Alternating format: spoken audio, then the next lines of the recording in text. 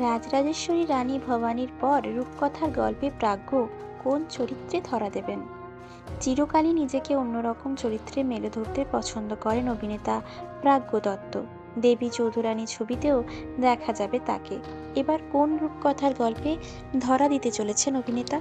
ছোট পর্দা থেকে বড় পর্দা সর্বত্র নিজেকে তিনি বারবার মেলে ধরেছেন নতুন নতুন চরিত্রে।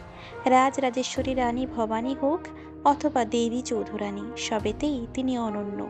এবার অভিনেতাকে দেখতে পাওয়া যাবে একটি রূপকথার গল্পে।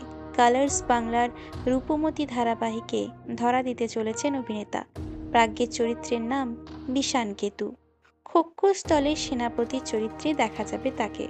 সায়ন্তন মুখোপাধ্যায় পরিচালিত এই ধারাবাহিকে আগামী 22শে সেপ্টেম্বর থেকেই দেখা যাবে অভিনেতাকে। ইতিমধ্যেই প্রকাশ্যে এসেছে অভিনেতার প্রথম লুক, দেখে রীতিমতো ভয় হয়ে যাওয়ার জোগাড়।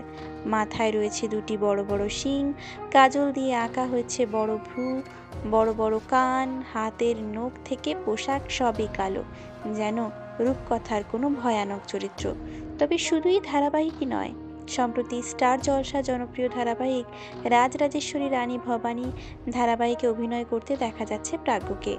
ধারাবাহিকে বর্গী দস্যুর চরিত্রে অভিনয় করছেন তিনি। রানী ভবানীর চরম শত্রু এই দস্যু। তবে শুধু ছোট পর্দা নয়, আসন্ন সিনেমা দেবী চৌধুরানীতেও অভিনয় করতে দেখা যাবে এই অভিনেতাকে।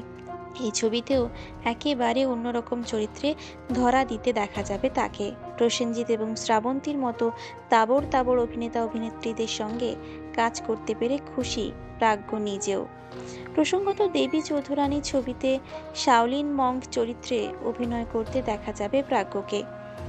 এই চরিত্রটি মার্শাল আর্টের বিশেষজ্ঞ। খুব স্বাভাবিকভাবেই বোঝাই যাচ্ছে এই চরিত্রে নিজেকে তৈরি করতে বেশ ভালোই পরিশ্রম করতে হয়েছে অভিনেতাকে। উল্লেখ্য, প্রাজ্ঞর কাজের মধ্যে উল্লেখযোগ্য বাপ্পা রায় fullstop.com, যেখানে তিনি গুরুত্বপূর্ণ চরিত্রে অভিনয় করেছিলেন। এছাড়াও হোয়াট ইন আ নাম ছবিতে হ্যামলেট চরিত্রে অভিনয় করে রীতিমতো সাড়া ফেলে দিয়েছিলেন অভিনেতা। আপনাদের কেমন লাগে প্রাজ্ঞের অভিনয়? কমেন্টে জানাতে ভুলবেন না আপনার মতামত। আর খবরটি যদি ভালো লেগে থাকে তাহলে চ্যানেলটি সাবস্ক্রাইব করে পাশে থাকবেন। ধন্যবাদ।